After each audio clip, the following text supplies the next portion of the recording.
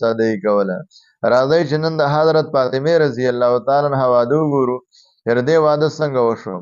کتابونو کې راځي چې کله دا د 15 نیمو کالو شوله نو ابوبکر صدیق ورته د نکاح پیغام راولېږو چې زما سره نکاح وکړه. نبي علیه السلام ته وفرمایل، نبی علیہ السلام ویل نه. بیا حضرت عمر رضی الله تعالی عنہ د نکاح پیغام راولېږو. نبی علیہ الصلوۃ والسلام ویل ستاسو عمر سیوا دی. بیا د هغې نه وروسته حضرت علی رضی الله تعالی عنہ د نکاح پیغام راولېږو. چې کله هغې د نکاح پیغام راولېږو بیا نبی علیہ الصلوۃ والسلام حضرت انس ته ویل چې لاړ شه طلحه رضی الله تعالی عنہ راوغواړه، پلانکې د څو صحابه کرامو ته یاد کړه چې دا راوغواړه او راوله جومات له.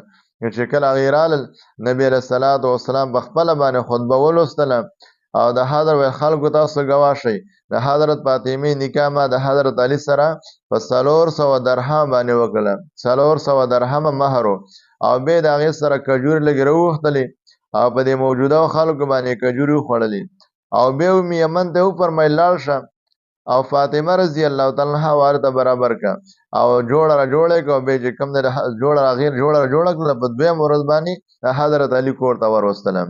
دا نکاح د هغه چا چې نبی علیہ السلام فرمایلی فاطمه زما د زړه ټوکړه ده. دا دغه ښځې نکاح ده، نه پکې جنجو، نه پکې چې کوم دی ډبل بیډو، نه پکې کارپیټو او نه پکې چې کومه د نور سرودونه وو، نه پکې ګانې بجانې وي او نه پکې نور رواجونه وو، نه پکې د الله او د پیغمبر خفه کېدلو، بلکې سادګي او عاجزي وه. او په دغه طریقه د هغه چا نکاح وشوله چې رسول الله فرمایي دا به د جنت د ښځو سردار وي. د هغې نکاح به وشوله. زموږ خلک وایي چې واده کې ډنګ ډکور نه وي، دا واده نه دی. لیکن دا خبره غلطه ده. د په هغه چا نکاح چې هغه د جنتي ښځو سرداره ده هغې څومره ساده نکاح ده او څومره کې خیر او برکت به الله تعالی ارتی. لهذا تاسو چې واده کوئ ساده کوئ، د فاطمې د واده په شانې کوئ، د حضرت عایشې د واده په شانې کوئ، یا د صحابو یا د صحابیات تاریخ وګورئ او بیا په هغه طریقه باندې واده کوئ. نو واده کې بدل الله تعالی خیر او برکت ارتی. بیا به کې رانجې نه راځي، بیا به کې چې کوم دی جنګونه نه راځي، بیا به کې بې اتفاقي نه راځي، بیا به کې طلاق و نوبت نه راځي، جنګونه به کې نه راځي، شرونه به کې نه